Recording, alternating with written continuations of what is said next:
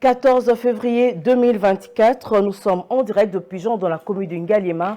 Madame, Monsieur, bonsoir et bienvenue à cette grande édition du journal sur Mondico Télévision, dont voici l'ossature.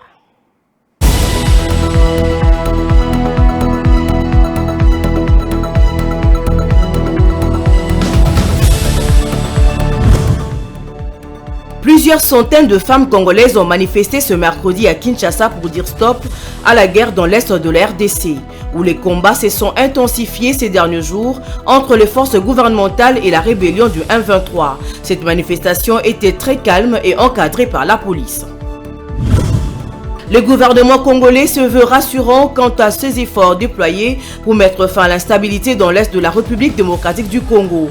Interrogé sur l'attitude des États-Unis d'Amérique qui peinent à utiliser tout le levier de pouvoir contre le Rwanda pour stopper son activisme via le M23 dans l'est de la RDC, le porte-parole du gouvernement, Patrick Muyaya, estime qu'en premier lieu, il s'agit d'une guerre congolaise et non étrangère. Les rideaux sont tombés sur la 34e Coupe d'Afrique des Nations CAN et la Confédération africaine de football CAF a levé le voile sur 11 types de la compétition à travers ses canaux officiels. Chancel Mbemba et Yohan Wissa à l'honneur, Arthur Maswaku parmi les grands absents.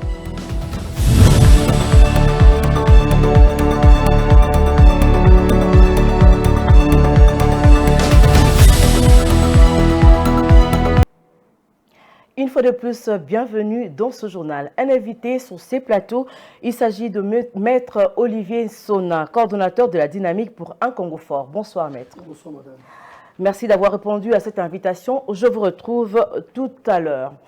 En visite à Kinshasa, capitale de la République démocratique du Congo, le président du Burundi, Évariste Ndayishimiye, a été reçu par son homologue Félix-Antoine Tshisekedi Tshilombo le mardi 13 février à la Cité de l'Union africaine pour des consultations en sa qualité de président du mécanisme de suivi de l'accord de paix, de la sécurité et de la coopération pour la RDC et la région. Suivez.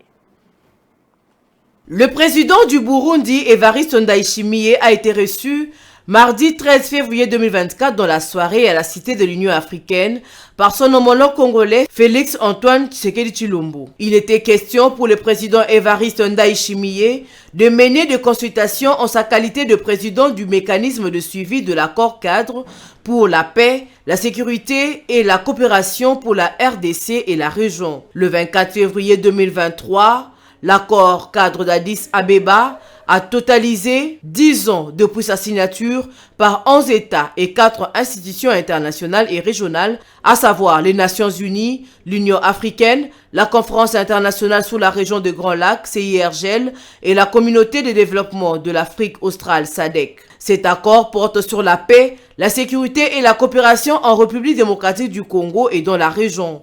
L'accord cadre d'Addis Abeba avait suscité l'espoir de lendemain meilleur après des décennies de conflits, d'instabilité, d'exploitation et de souffrance dans la partie orientale de la RDC, mais malheureusement, 10 ans après, la situation sécuritaire dans la région peine toujours à s'améliorer. Cette rencontre intervient au moment où deux tensions persistent entre Félix Tshisekedi, Paul Kagame et Évariste Ndayishimiye. Les trois chefs d'État s'accusent de soutenir de groupes armés pour déstabiliser l'autre. Paul Kagame accuse Félix Tshisekedi de soutenir et coopérer avec les FDLR en vue de déstabiliser son pays. Ndayishimiye et Évariste accusent Paul Kagame de soutenir Red Tabara et Félix Tshisekedi accuse Paul Kagame de soutenir le rebelle du M23 qui sème la désolation dans l'est de la RDC. Le gouvernement congolais a rassuré quant aux moyens mobilisés pour mettre fin à la guerre d'agression dans l'est du pays. Le vice-premier ministre, ministre de l'Intérieur, a affirmé la ferme volonté des autorités gouvernementales pour cette situation de l'est du pays lors d'un briefing presse co-animé le mardi 13 février 2024 dans la soirée avec son collègue de la communication et médias. Suivez. Au moment où les combats s'intensifient autour de la cité de Saké, non loin de Goma, la capitale provinciale du Nord Kivu, la population congolaise s'interroge sur les décisions prises par les autorités congolaises pour barrer la route à la coalition 1-23 RDF et éviter la chute de Goma. Face à cette inquiétude, le vice-premier ministre, ministre de l'Intérieur, s'est voulu rassurant. Peter Kazadi est formel, la RDC défend l'intégrité de son territoire, quel qu'en soit le prix. Le gouvernement de la République a mis tous les moyens nécessaires pour faire face à cette guerre et nous allons l'emporter parce qu'il nous est injustement imposé par le Rwanda qui veut avoir la main basse sur nos richesses naturelles et nous sommes en droit, nous sommes dans une position de légitimité de défendre nos territoires et nous les défendrons quels que soient les prix. Face à la tournure que prend cette guerre d'agression contre la RDC, il y a eu des manifestations ces derniers jours à Kinshasa pour dénoncer les silences de la communauté internationale. Ces manifestations ont eu lieu devant quelques ambassades occidentales et le siège de la MONUSCO. Elles ont été pour certaines émaillées des violences. Le porte-parole du gouvernement, Patrick Mouyaya, a invité les Congolais qui veulent manifester à le faire pacifiquement pour éviter des infiltrations qui peuvent faire que le protestataire perde la raison alors qu'ils sont en train de manifester pour une cause noble.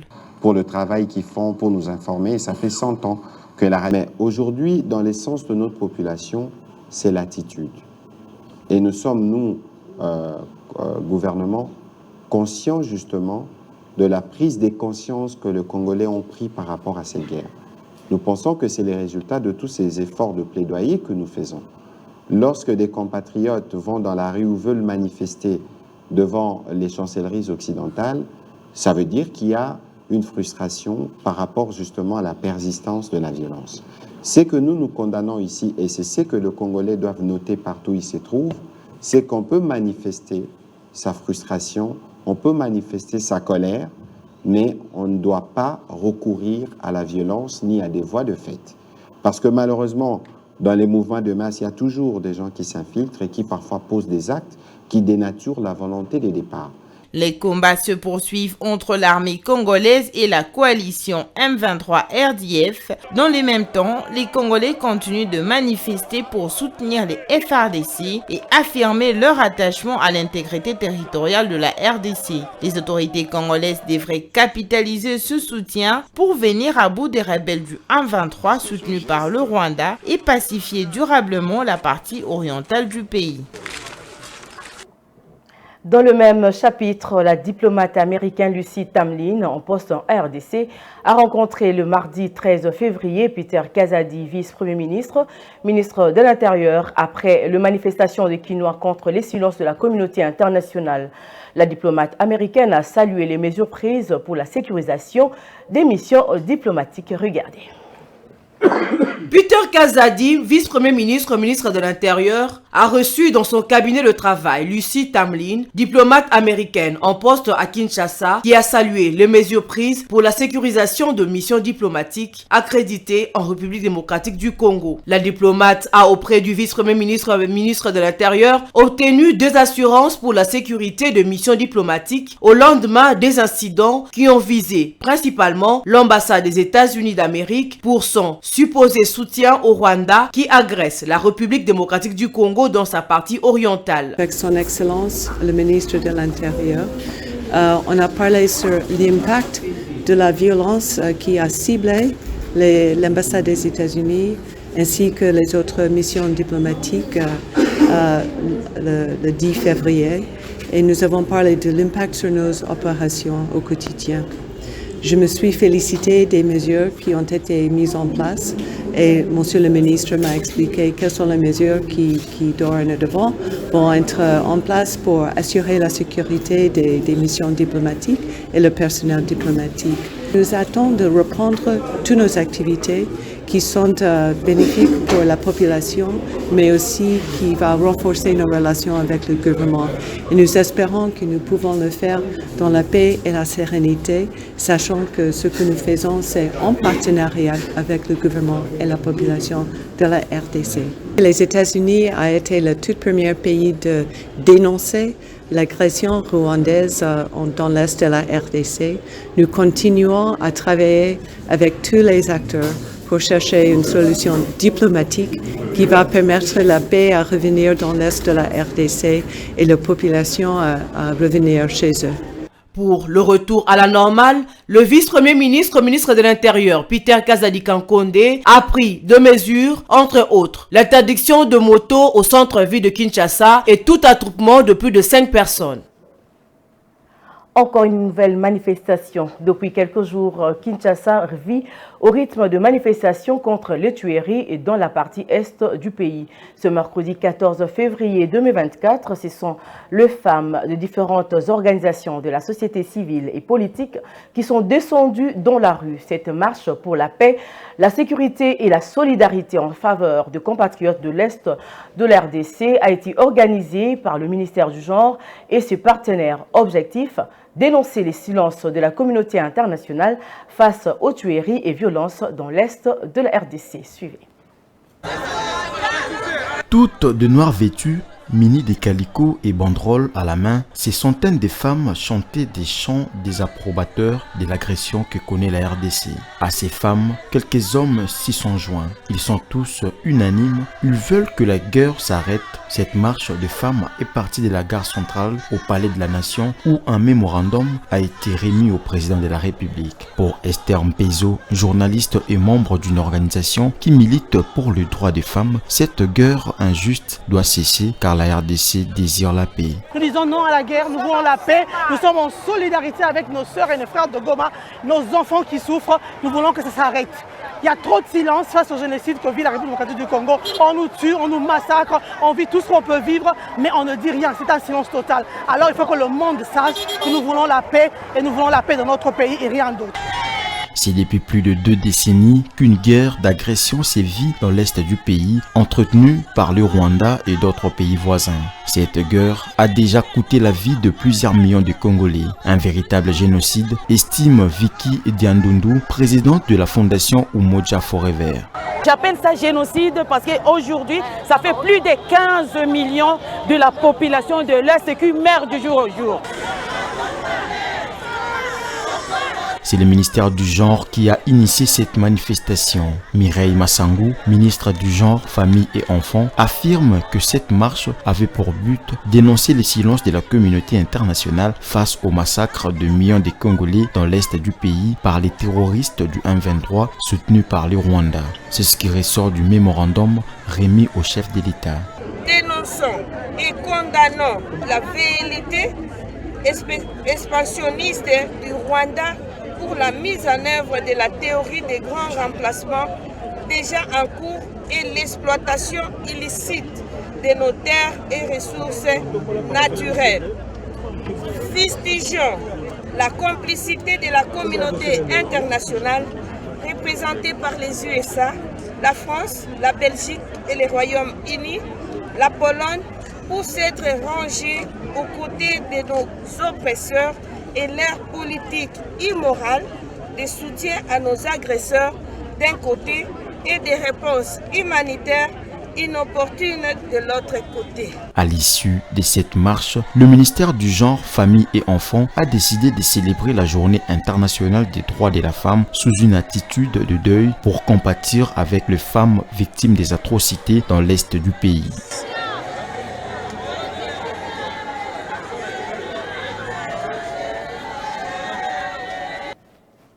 Voilà, je l'annonçais dès l'entame de cette édition de journal, Maître Olivier Sona, coordonnateur de la dynamique pour un Congo fort, avec nous sur ces plateaux. Maître Olivier Sona, de prime abord, comment se porte la République démocratique du Congo? Ne se porte pas très bien.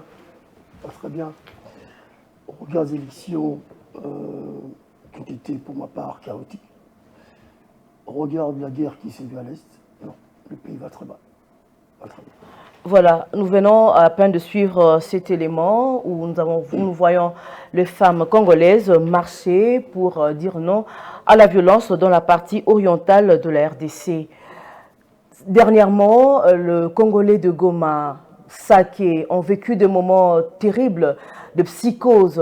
2 bombes sont tombées la semaine dernière près d'une école à Nengapeta, Aujourd'hui, la RDC, frappée par cette guerre, on parle du silence de la communauté internationale. Patrick Mouyaya, ministre de Médias, qui dit que ce n'est pas une guerre étrangère, plutôt une guerre congolaise. Madame, moi je vais... Ouais, vous allez m'excuser. Je vous en prie. Il faut aller au-delà de la rhétorique. J'ai l'impression qu'on fait beaucoup de rhétorique. Une précision. On donne l'impression que Goma serait plus important que Sake. J'ai entendu, j'ai vu des gens dire « je suis Goma ». Mais Bounaga est occupé. Ça fait plus de 600 jours. Ce sont des Congolais et des Congolaises. Massissi, Sake. Vous comprenez? Ce coin de la République a maille à partir avec ses rebelles du M23. Moi, notre mouvement a une approche simple. C'est bien les marches. C'est bien les plaidoyers. Il y a deux approches. Et je pense que le président de la République l'a dit plus ou moins. Il y a l'approche diplomatique. Et le président de bonne foi a consulté ses pairs, a même appelé M. Kagame son frère, et puis l'approche militaire. Mais j'ai l'impression que l'approche diplomatique a montré ses limites. Vous comprenez? Okay. Lorsque madame, les diplomates américains dit à M. Kazadi, Peter, que nous faisons pression, non? Qu'est-ce qui s'est passé en 2009, je crois, avec l'accord avec M. Kabila et les autres? C'était un coup de fil des Américains, tout simplement à M. Kagame, qui attendait 500 millions de dollars des États-Unis d'Amérique. M23 sont les affidés du Rwanda. Après l'Angola, qu'a dit M. Kagame? Il a reconnu, oui, qu'il avait une influence sur le M23. Il dit, je vais faire pression pour qu'ils arrêtent. Du fait sérieux 2 minutes. Maintenant, si la fait diplomatique, ça, c'est mousse, monte ses limites, madame. Il faut recourir aux armes. Pour notre terre, c'est la voie militaire. Et vous allez remarquer, M. Kagame, qui dit connaître la guerre, n'entend que la voie de la force. Parce que ce qu'eux réclament, ils n'auront pas ça au Congo démocratique. Vous comprenez? Mais maintenant, il est fort dans cette affaire, où il dit le Burundi m'agresse, le Congo m'agresse, qui nous cite une fois où les FNLR ont attaqué le Rwanda. Une seule fois. On parle du Congo. Le Burundi, je mets à part. Le Congo, une seule fois. Où l'armée congolaise, alliée au FDR, ont attaqué le Rwanda. C'est plutôt Kagame. Et c'est démontré, il y a un rapport des Nations Unies là-dessus. Donc nous, je dis, c'est bien les marches. À un moment donné, stop. Stop. L'option militaire est déjà en marche parce que nous voyons les forces de l'FARDC ont pris le contrôle de Saké et Goma. Il faut continuer. Vous savez, on ne peut pas donner l'impression de gérer le Congo comme si de rien n'était. Cette affaire est grave. Parce qu'on ne parle que du M23, mais il n'y a pas qu'un M23. Il y a des centaines de groupes armés démocratiques. À Defnalou. Exactement. Donc ça veut dire qu'à un moment donné, on ne peut pas continuer à gérer le Congo comme on le fait. Une assemblée, un parlement, un Sénat, qui est budgétivore, alors que le service de la guerre demande de l'argent. À un moment donné, le Congo doit faire des efforts. Il faut un effort de guerre pour qu'on finisse avec ces affaires. Parce que tant que la guerre à l'Est ne finira pas, le Congo ne décollera pas. C'est une évidence. Cyril Ramaphosa, président de l'Afrique du Sud, a promis un convoi de 2900 éléments qui viendront en appui au FARDC. C'est une bonne nouvelle. Moi, je suis parmi ceux qui souhaitaient que nos amis nous accompagnent. Mobutu l'a fait. La guerre de 80 jours, on a eu 13 nations amies qui sont venues au secours de l'armée zaïroise à l'époque. 13 nations. Oui, nous devons, je salue la présence du président Ndayishimiye, l'Afrique du Sud, l'Angola, nous devons appeler nos amis pour nous aider. Parce que malheureusement, cette guerre arrive quand, comme nous sommes en pleine réforme de l'armée nationale. Vous comprenez?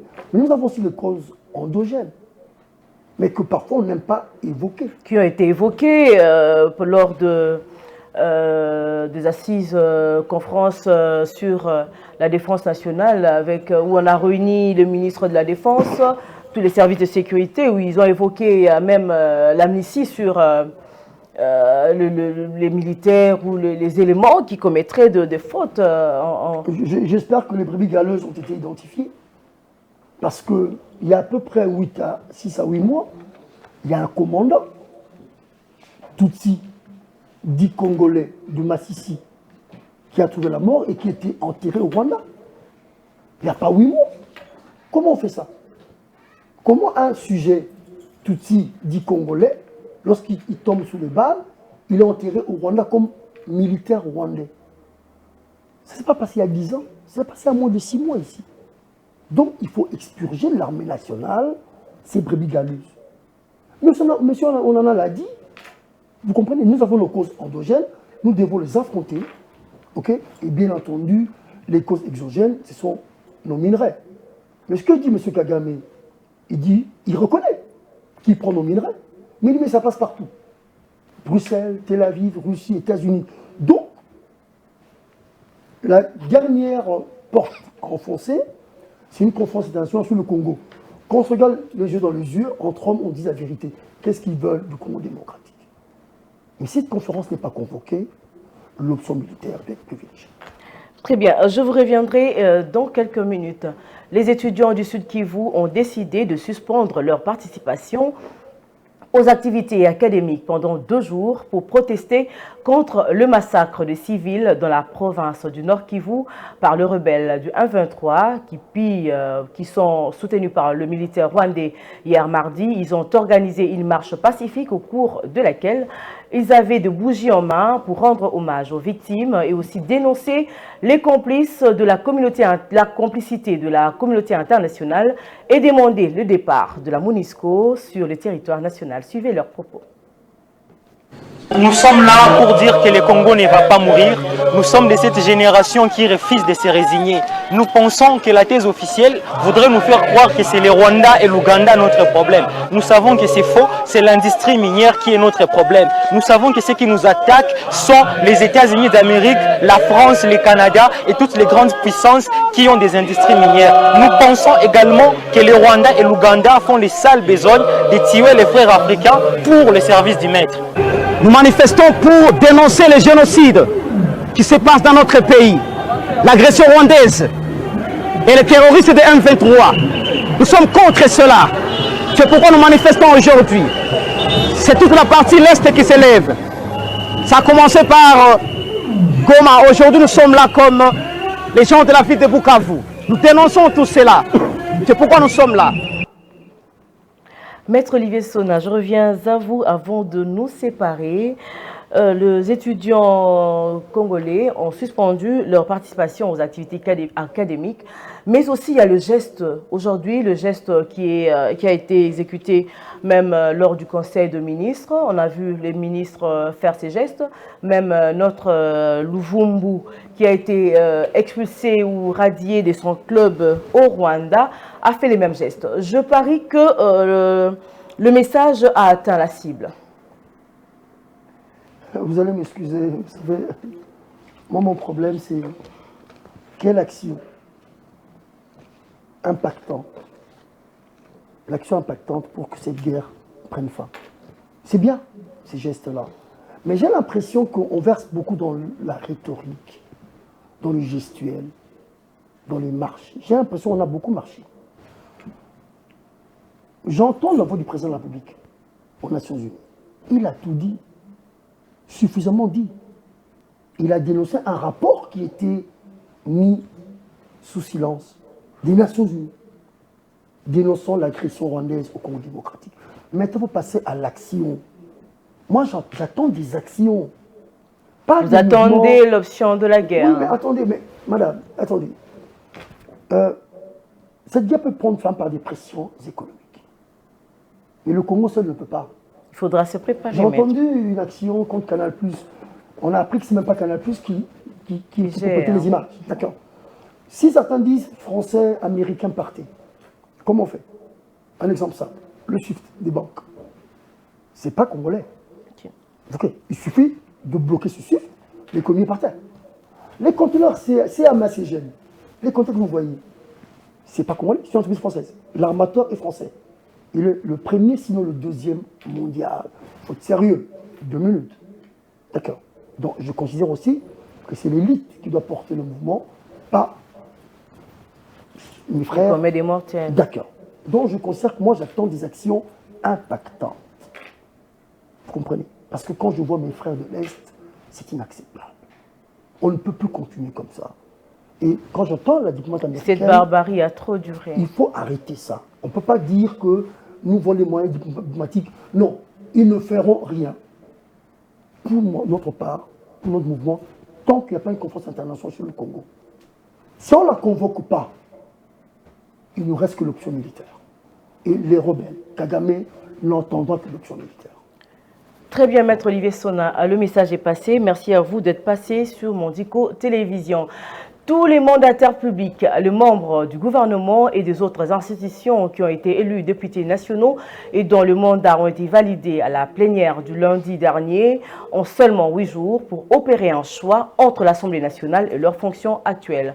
Pour certains, tous les députés devraient être validés, tandis que pour d'autres, les députés qui sont membres du gouvernement devraient démissionner avant leur validation. Regardez.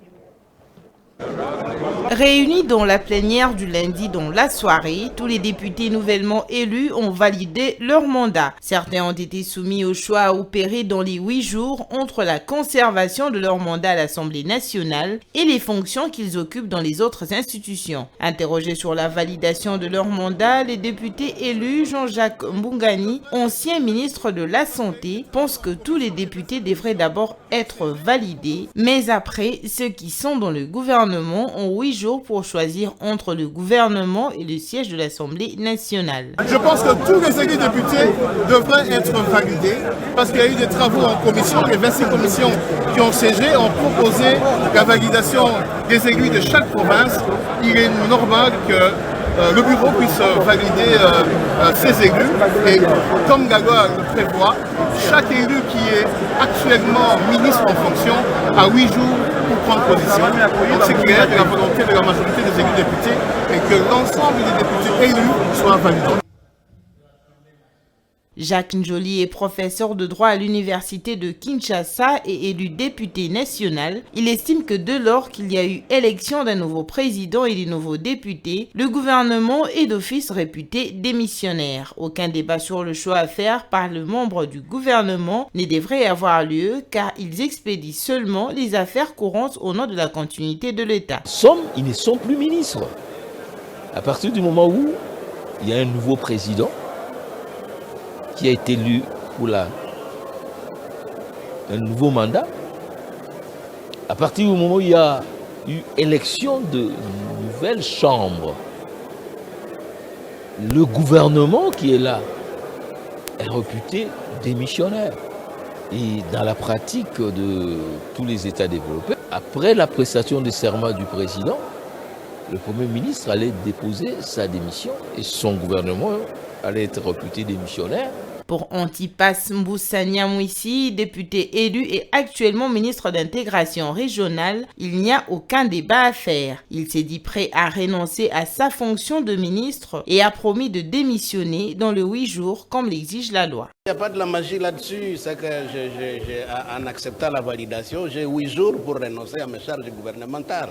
Et je dois pouvoir le faire, je n'ai plus d'autre choix. Ce n'est pas un problème d'unanimité ou pas. Nous sommes dans un parlement où il y a 500 membres, ils ont des idées divergentes, c'est normal, mais la loi dit que nous devons démissionner. C'est ce que je ferai dans les heures qui suivent. Rappelons que le mandat des députés nationaux a été renouvelé le lundi 12 février 2024. Les députés encore membres du gouvernement ont jusqu'au 20 février pour décider de rester au gouvernement ou de démissionner pour siéger au Parlement.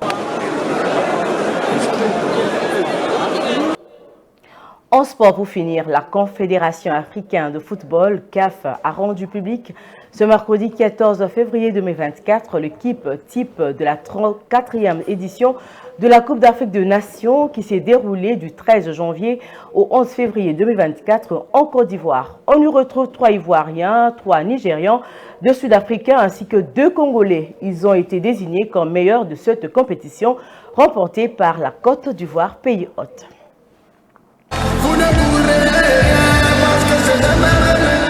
Après la finale jouée dimanche soir entre la Côte d'Ivoire et le Nigeria sort d'elle-ci une victoire ivoirienne de 2-1 qui par la suite a été sacré champion de cette 34e édition remplie de rebondissements et de scénarios qui nous ont tenus en haleine pendant un mois. Ce mercredi, la compétition africaine de football a rendu public les 11 types de la compétition qui se sont distingués, dont 3 Ivoiriens, Gisèle Conan, Jean-Michel Seri et Franck Kessi. 3 Super Eagles du Nigeria, le capitaine Ekong, meilleur joueur de la compétition, et le latéral Aina ainsi que Lukman. 2 Sud-Africains, le gardien de but et meilleur goalkeeper de la CAN, William Mokoena. 2 Congolais, le Marseillais Chancel Mbemba et le joueur de Brentford, Yohan Wissa. L'Équateur-Guinéen est meilleur buteur de la CAN avec 5 réalisations, Emiliano Nsoué. Selon la CAF, l'équipe a été méticuleusement sélectionnée en tenant compte de la domination des équipes qui ont atteint le dernier stade du tournoi. Les prouesses réalisées par le pays hôte, la Côte d'Ivoire, pour décrocher les titres, puisque 3 Ivoiriens ont été retenus. Voilà, c'est ces commentaires d'Enoch Kalonji qui met un terme à cette édition du journal. Mais avant de nous quitter, place au rappel des titres.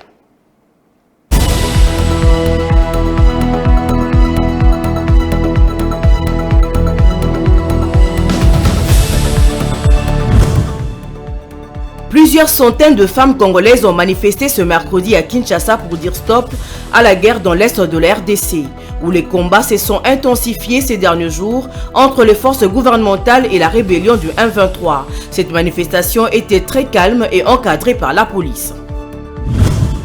Le gouvernement congolais se veut rassurant quant à ses efforts déployés pour mettre fin à l'instabilité dans l'est de la République démocratique du Congo.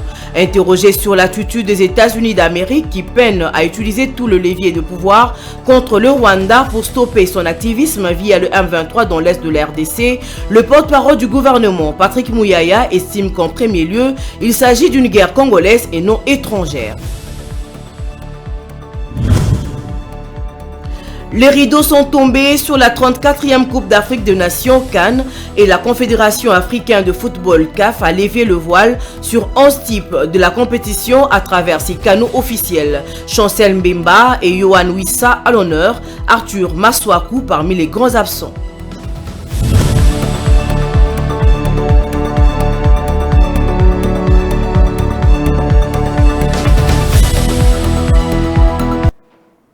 Voilà, c'était le journal de la rédaction, coordonné par Laetitia Moulalou. Merci de l'avoir suivi.